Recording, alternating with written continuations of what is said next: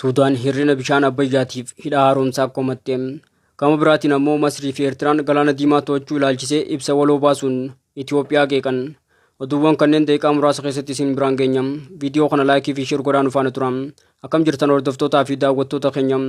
Har'a dhimma dhiyeessii bishaan Suudaan deebii Itoophiyaa akkasumas ichooma haarii Masrii fi Eertiraa qabannee dhiyaanneeti jirra. Hanga dhumaatti daawwachuudhaan laayikii fi sheer godhuu hin dagatinaa.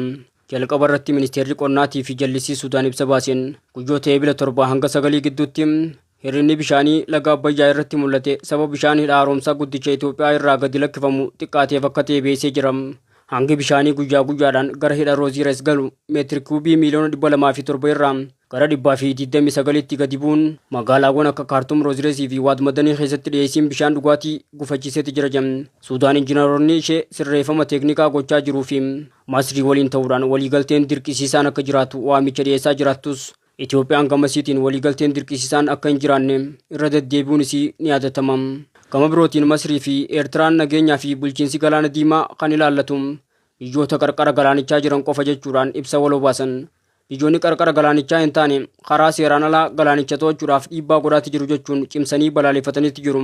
Masriin walabummaa fi tokkummaa Eertiraatiif deeggarsa guutuu qabdu mirkaneessitee jirti. Hooggantoonni kunneen dhimma gaanfa Afrikaa, Suudaanii fi Soomaaliyaa dabalatee kan mari'atan yoo ta'u, Masriin gaanfa Afrikaa nageenya biyyaalessaa isheeti jechuudhaan tasgabbii naannichaa eeguudhaaf hirmaannaa qabdu ibsitee jirti.